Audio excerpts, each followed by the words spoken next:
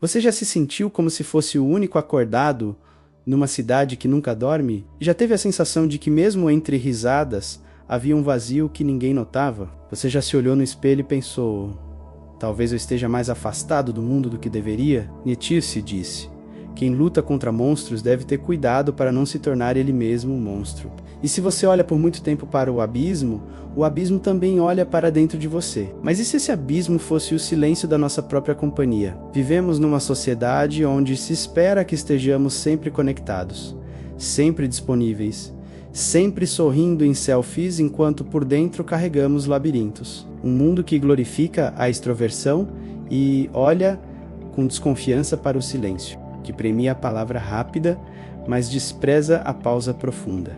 Então, para quem precisa de ar antes de mergulhar nas multidões, o mundo vira um lugar asfixiante, um cenário de ruídos que nos empurra a perguntar se há algo errado conosco, quando na verdade talvez estejamos só ouvindo frequências que os outros aprenderam a ignorar. Este vídeo não é para quem vive confortavelmente no barulho, é para você que se sente como estrangeiro nas reuniões sociais. Para você que prefere o som de um livro virando páginas ao murmúrio de uma festa, para você que alguma vez se perguntou se sua forma de existir é falha ou o chamado mais profundo, hoje vamos percorrer os corredores escuros da solidão. Não como inimiga, mas como mensageira. Vamos falar dos perigos invisíveis que surgem quando o isolamento vira desespero disfarçado. E principalmente vamos tentar entender quando estar só é refúgio e quando vira a prisão invisível da alma. Você está na sala, há vozes ao redor, risas, taças tilintando, conversas paralelas, gente demais, mas dentro de você, o vazio é ensurdecedor. É curioso como o silêncio mais barulhento não é aquele onde ninguém fala, mas aquele onde ninguém te escuta. Você diz algo, alguém responde com um sorriso educado, outro muda de assunto. Você sente que está ali só por protocolo, presente em corpo, ausente em essência. É nesse momento que a solidão deixa de ser geográfica e vira existencial. A solidão de quem está entre pessoas, mas fora de qualquer conexão, é cruel porque não é óbvia. Não há lágrimas nem preocupações. Ninguém nota.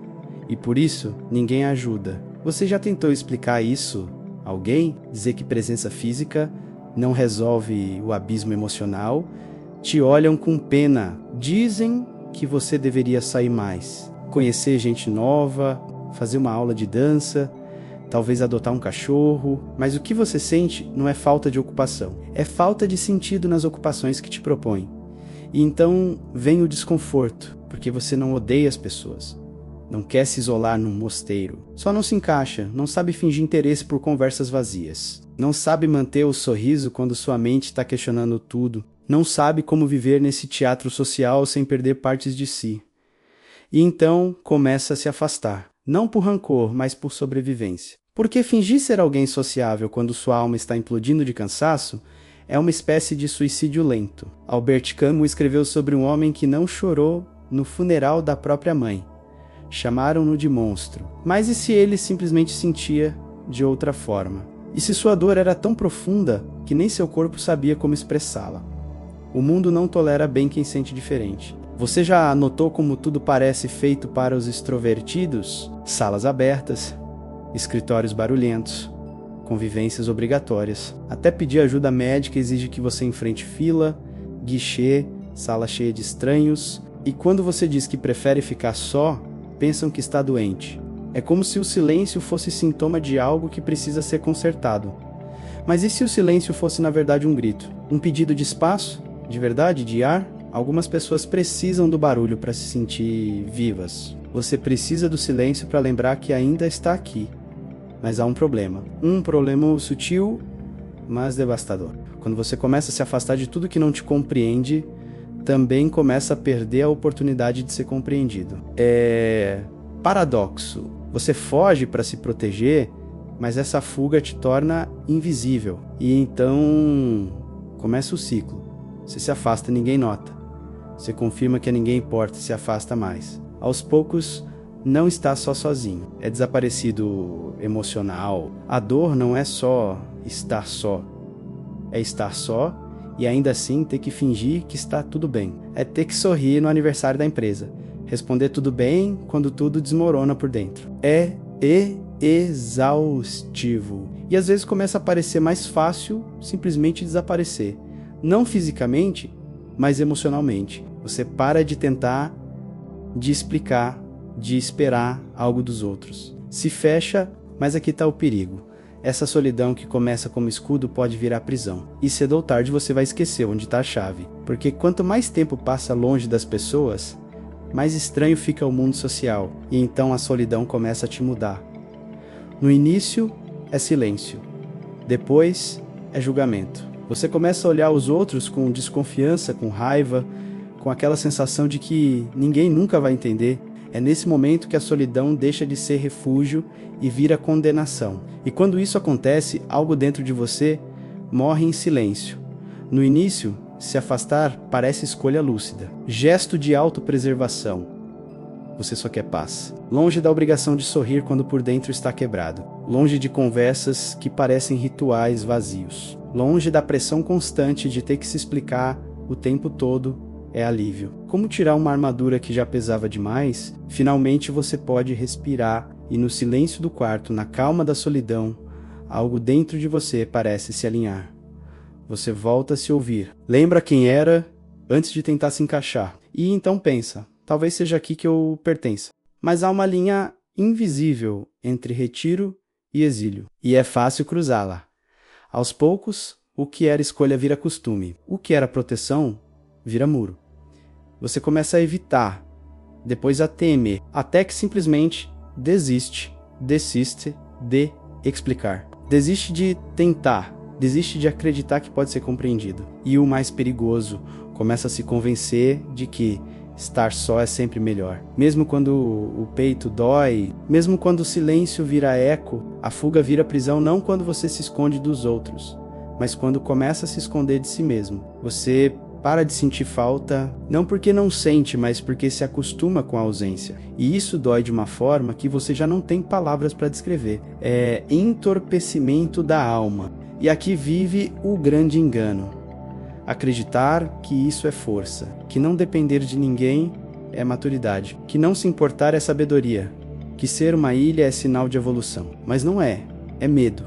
Medo de voltar a se machucar, medo de confiar e ser traído, medo de ser visto e rejeitado. Você começa a romantizar essa fortaleza, tô melhor sozinho, não preciso de ninguém. Os outros são superficiais demais. E sim, você é profundo. Sim, você sente mais. Sim, o mundo parece feito para os barulhos. Mas cuidado, porque o orgulho pode disfarçar o desespero. É fácil confundir distância com dignidade, mas às vezes a distância é só um nome bonito, para desistência. É quando você escolhe o silêncio não por amor à paz, mas por medo do caos. Carl Jung dizia que quem olha para fora sonha, quem olha para dentro desperta. Mas também advertia, quando a introspecção vira fuga do mundo, nasce a sombra. E essa sombra começa sutil. Você passa a interpretar os gestos dos outros como ameaças, acredita que toda proximidade esconde intenção. Vê ironia onde há interesse genuíno. Vê desprezo onde só há distração. É sua mente tentando te proteger, mas em vez de proteger, isola. E o isolamento alimenta a narrativa perigosa, a de que você é incompreensível, intocável, irreparável. Você começa a construir castelos mentais onde reina sozinho, mas cada pedra desse castelo é feita de rancores não digeridos. Cada torre de decepções acumuladas. E de lá de cima tudo parece pequeno, distante, hostil. A fuga virou prisão. Você trancou a porta, escondeu a chave e jogou fora o mapa. Mas tem algo que ninguém te conta sobre prisões emocionais. Elas não precisam de grades. Basta você acreditar que sair é impossível. E aí começa o autoexílio, não imposto por outros, mas decidido, alimentado e sustentado por você mesmo. Porque parece mais fácil, porque parece mais seguro, porque parece inevitável. Mas não é, você não nasceu para viver nessa caverna. Só precisava de um tempo. Mas tempo demais na escuridão faz você esquecer que existe sol. E às vezes o primeiro passo para sair da prisão é lembrar que foi você quem construiu a porta. No início o silêncio parece seguro. É nele que você escuta a sua própria voz, livre da interferência do mundo. Mas quanto mais tempo passa nessa quietude, mais ela começa a se distorcer. A mente solta demais começa a criar monstros com os pedaços mal resolvidos do passado. E o que era reflexão vira ruminação. O que era introspecção vira paranoia. Você começa a lembrar cada conversa em que se sentiu ignorado. Cada olhar estranho, cada vez que alguém não respondeu sua mensagem e começa a tecer teoria com tudo isso. Já não se trata daquela pessoa específica. Trata-se das pessoas. Elas não se importam. São superficiais. Não me entendem. E aí nasce crença não baseada na realidade objetiva, mas alimentada pela dor acumulada. A mente busca padrões, é o que faz. E se está ferida, só encontrará padrões que validem essa ferida. Os psicólogos chamam isso de viés de confirmação. Você acredita que as pessoas são frias? Vai ignorar os gestos de gentileza. Lembrará só dos desprezos. Acredita que a ninguém importa? Vai filtrar os sinais até ficar só com os que te dão razão. Então, sem perceber, começa a construir um mundo interno deformado, onde todos são superficiais, onde a ninguém importa, onde você é o único acordado numa multidão de zumbis emocionais. É tentador, eu sei, porque se você acredita que o problema está nos outros, não precisa lidar com suas próprias fragilidades, não precisa admitir que sente falta, não precisa aceitar que ainda deseja conexão. E justamente nesse ponto nasce o orgulho obscuro da solidão. Sou diferente, sou mais profundo, sou especial demais para este mundo, mas cuidado, porque toda crença de superioridade é na verdade defesa contra a dor de se sentir inferior. Você começa a dizer que está melhor sozinho, que não precisa de ninguém, mas à noite o peito aperta, e você começa a mentir para si mesmo, como alcoólatra emocional jurando que só bebe socialmente, mas por dentro está se afogando. E o mais perigoso, existem lugares que alimentam essa dor.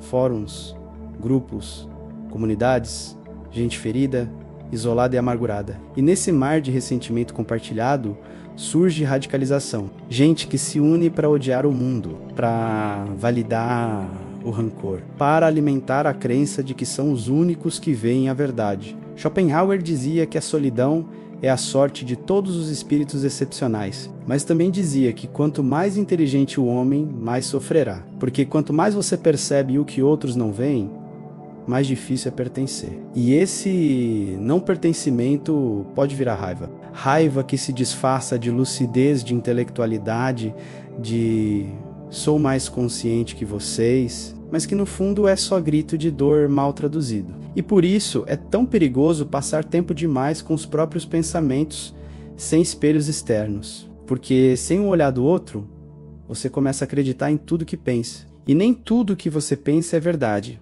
Às vezes é só medo, às vezes é só cansaço, às vezes é só coração tentando se proteger do que ainda não entende. O problema não é estar só, o problema é quando na solidão você para de buscar e começa a julgar. A mente humana precisa de contato, não para aprovação, mas para perspectiva. Sem isso escurece. E nessa escuridão, até o espelho deforma o reflexo. Existe um ponto em que a dor da solidão já não é só ausência, vira identidade. Você não está só sozinho. É o solitário. Começa a carregar essa etiqueta como tatuagem invisível. E aí surge o dilema. Como voltar? Como reconectar sem se trair? Como se abrir sem ser devorado por mundo que sempre pareceu superficial demais? A resposta não é simples, mas também não é impossível. O primeiro passo é entender. Você não precisa se dissolver nos outros para se aproximar deles. Não precisa rir do que não te causa graça. Não precisa fingir interesse em festas que só te esgotam. Nem se forçar a se encaixar em espaços onde sua alma encolhe. Só precisa de autenticidade com estratégia. Como quem aprende a nadar num mar de ruídos sem se afogar na corrente. Isso significa escolher. Escolher com quem gastar sua energia. Escolher quando dizer sim e quando honrar o não. Escolher onde existe possibilidade de verdade. Não se trata de quantidade. Trata-se de profundidade. Um amigo só que te entende de verdade. Vale mais que 20 conhecidos com quem não pode ser você mesmo. E sim, essas conexões existem, mas não se encontram em vitrines. Revelam-se aos poucos quando você tem coragem de mostrar seu mundo interno antes de exigir que o outro entenda. Há algo mágico em se permitir vulnerabilidade seletiva. É aí que habitam os encontros reais. Aqueles em que o silêncio entre duas pessoas não é desconfortável, mas descanso. Mas para chegar a esse ponto é preciso revisar suas certezas. Nem todos são superficiais, nem todos são cruéis, nem todos vão te decepcionar. Essa generalização é o que te mantém afastado. E você merece mais que viver dentro de fortaleza de suposições tristes. Se reaproximar do mundo não exige que negue sua natureza. Pelo contrário, exige que a conheça tão bem que saiba onde se encaixa e onde não. Pode ser alguém que prefere ouvir mais que falar, alguém que precisa de pausas, que valoriza profundidade, que não tolera falsidade. Tudo isso pode coexistir com vida em que conexões reais ainda são possíveis. Mas para isso é preciso quebrar o mito da pureza absoluta. A crença de que se uma conexão não é perfeita, profunda, quase telepática, não vale a pena. Às vezes um gesto simples já é começo. Um bom dia sincero, cruzar olhares com significado, conversa que não salva o mundo, mas aquece o dia. Você não precisa do épico todo dia. Só precisa de migalhas de verdade para não morrer de fome emocional. E mais ainda, precisa estar disposto a ajustar suas expectativas sem renunciar à sua essência. Porque o equilíbrio vive aí entre a firmeza de ser quem você é e a flexibilidade de receber o outro como é. Isso requer coragem. A coragem de sair de si mesmo, mesmo com medo. A coragem de tentar mais uma vez, mesmo depois de tantas frustrações. A coragem de aceitar que o mundo não vai te entender por completo. Mas isso não significa que não possa te oferecer momentos de beleza genuína. Jean-Paul Sartre disse: o inferno são os outros. Mas também disse: é através do olhar do outro que nos reconhecemos. E nesse paradoxo habita a verdade. Você precisa da solidão para se encontrar, mas precisa do outro para se ver por completo. Não para ser salvo, mas para lembrar que ainda está vivo. Então, se permita sair da caverna, mesmo que só por alguns minutos. Fale com alguém mesmo que sua voz trema. Arrisque a decepção, sabendo que a alternativa é a estagnação. A vida não é feita só de certezas, mas é no desequilíbrio que a alma cresce. E sim, é possível viver entre mundos. Seu mundo interno, rico e profundo, e o mundo externo, imperfeito, mas cheio de possibilidades. Só precisa aprender a cruzar essa ponte. Sem pressa, sem culpa e principalmente sem se perder de si mesmo. A solidão tem duas faces. Uma cura, a outra corrói. Uma é silêncio fértil, a outra eco de abandono. O que define cada uma não é o tempo que passamos sozinhos. É o que fazemos com esse tempo. É o que acreditamos sobre nós mesmos quando ninguém mais está olhando. Você não está quebrado por precisar de paz. Não é fraco por se sentir esgotado depois de um dia cheio de interação. Não é estranho por desejar profundidade num mundo que vive na superfície. Mas também não é imune ao perigo de se perder nas próprias defesas. Porque a mente, quando está ferida, é engenhosa. Cria castelos, mas esquece as portas. Então você começa a chamar de fortaleza o que na verdade é medo. Por isso, esta conversa foi mais que reflexão.